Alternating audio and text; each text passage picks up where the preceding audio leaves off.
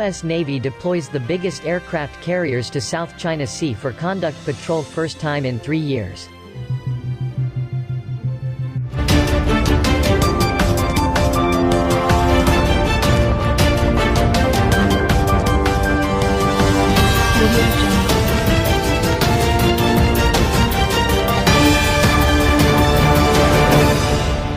For the first time in nearly 3 years, 3 American aircraft carriers are patrolling the Indo-Pacific waters, a massive show of naval force in a region roiled by spiking tensions between the US and China and a sign that the Navy has bounced back from the worst days of the coronavirus outbreak.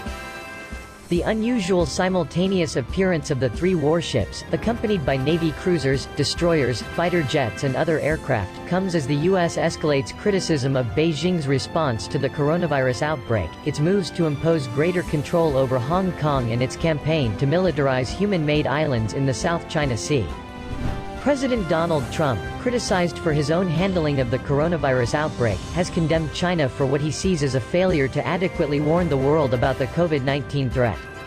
The administration has also moved to ban Chinese graduate students and researchers with links to the People's Liberation Army or other security services from the United States. The convergence of 3 carrier strike groups in the region is unusual because of the limited number of carriers and the fact that they are often cycling through repair schedules, port visits, training or deployments to other parts of the world. This week, however, Navy commanders said they were able to take advantage of the timing, particularly during this period of great power competition with China. The U.S. National Defense Strategy cites China as a top security concern, and Pentagon leaders have been working to shift more resources and military assets to the region to battle what they see as Beijing's growing economic influence and military might. The ability to be present in a strong way is part of the competition. And as I always tell my guys here, you've got to be present to win when you're competing, said Rear ADM. Stephen Kohler, Director of Operations at Indo-Pacific Command. Carriers and carrier strike groups writ large are phenomenal symbols of American naval power.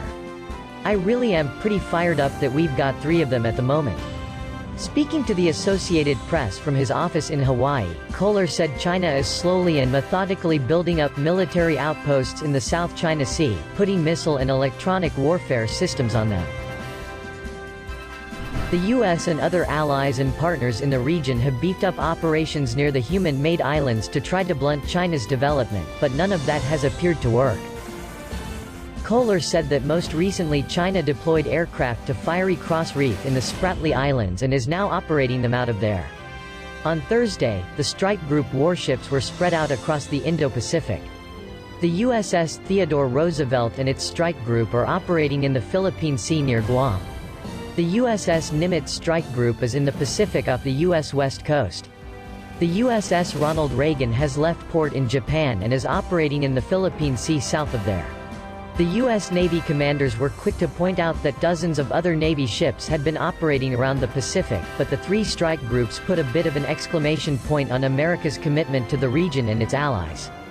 The Roosevelt has just returned to duty after spending more than 2 months sidelined in Guam with a massive COVID-19 outbreak among its crew. And small numbers of sailors on the Nimitz and the Reagan tested positive for the virus, triggering quarantines and extensive new health and safety procedures that had to be instituted before the ships could deploy. As they deploy, sailors' daily lives on the ships and to some degree their operations at sea have been altered by the virus and the new precautions they must take to ensure the ships remain clear of infection and able to continue operations. On board the Nimitz, Rear ADM. Jim Kirk said there have been no positive cases of the virus on the ship since it set out, and he is confident of all the changes put in place to keep it that way. On the Nimitz and the other Pacific ships, crew members are screened daily, they wear masks where needed, meal hours have been extended to allow for more social distancing, and specific routes are designated on the ship to prevent sailors from bumping into one another in the narrow passageways and stairs. Kohler said the ships will continue to work with allies and partners in the region, conducting exercises at sea and patrolling contested regions. One key change, however, will be their ability to stop in foreign ports. The port visits have been largely curtailed, except to carefully pick up supplies when necessary.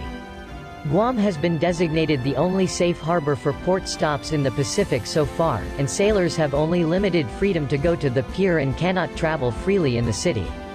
Navy leaders are looking into establishing other safe havens but haven't approved them yet. This is, said Kohler, the new normal.